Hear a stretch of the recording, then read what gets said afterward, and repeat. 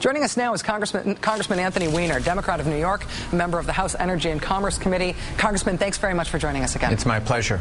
You said today that Senator Baucus' proposal is, quote, dead on arrival. What makes you say that?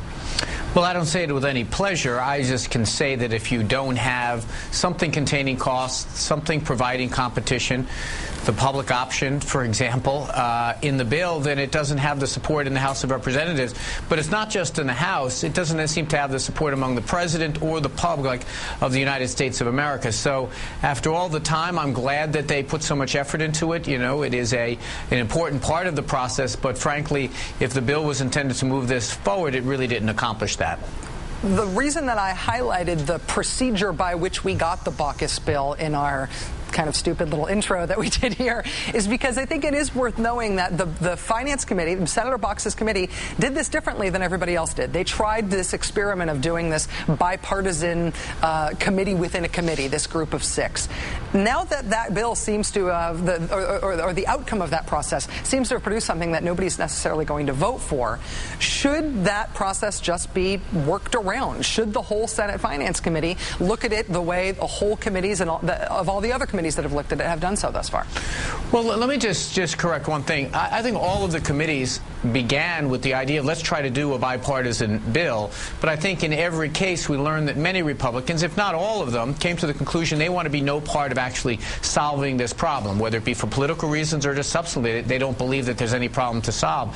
The problem is with the group of 6 and Senator Baucus is that we can't see bipartisanship as an end. It has to be seen as a means to getting good legislation for the American people. And at no point should we allow the people that simply say, as the Senate minority leader says, we're against it, or as John Kyle, who is the whip of the Republicans, said there shouldn't be a single Republican vote. We can't let those people stand in the way of doing what the American people want us to do. And clearly, whether it be Democrat, Republican, or Independent, people in this country want us to solve this problem. In terms of what is ultimately going to come to pass this year, and it seems like something will happen, even if we can't say exactly what it's going to be now. Do you think that a bill without a public option won't pass the House? I think that it won't. I think that it won't because I think that fiscal conservatives who say they want to hold costs down will quickly realize that if we just say to the insurance companies, go cover all these new people, but we have no cost containment, it's just going to be unaffordable. I think people who are on the more progressive side who believe that competition for insurance companies makes good sense. I think if you put those two groups together, you've got well over 150 votes in the House who believe in one form or another you need cost containment. Look, let's explain what this is about. If there are 3 parts, one part is covering the uninsured. The second part is making sure that people that have insurance get treated well by the insurance company. The third piece of this is so important, and that's cost containment, or else the other 2 things won't be possible.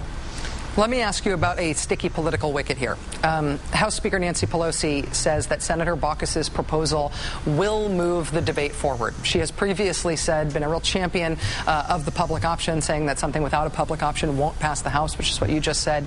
Are you confident that she is still an ally for your position on this? Are you confident that the House leadership is still an ally for getting a progressive bill through the House? 100%, because Nancy Pelosi can count. You know, she is our speaker because she understands what's going on in the Democratic side of the aisle, and I think she's got a pretty good sense of what's going on out there in the country as well. Look, this public option is not just a progressive pipe dream. What it is a fundamental element, and to many of us, a compromise. You know, and I've come on your show before to say that I think the way to do this right, to do it least expensively, and to do it most clearly, is to extend something like Medicare for all Americans. I'm prepared to compromise. I'm prepared to say, listen, maybe not an entire government single-payer plan, but there at least has to be some element, some tiny sliver, and that's all that's left. Nancy Pelosi, I think, understands without at least that, there are at least 100 of us, maybe even as many as 150 of us that won't vote for a bill. Congressman Anthony Weiner, Democrat of New York, thank you very much for your clear statements on the matter, for your leadership, and thanks for joining us tonight. Well, I appreciate it. I just want to know if the guy who does the voice of the bill is now in the union. Is that? We took care of him, don't worry.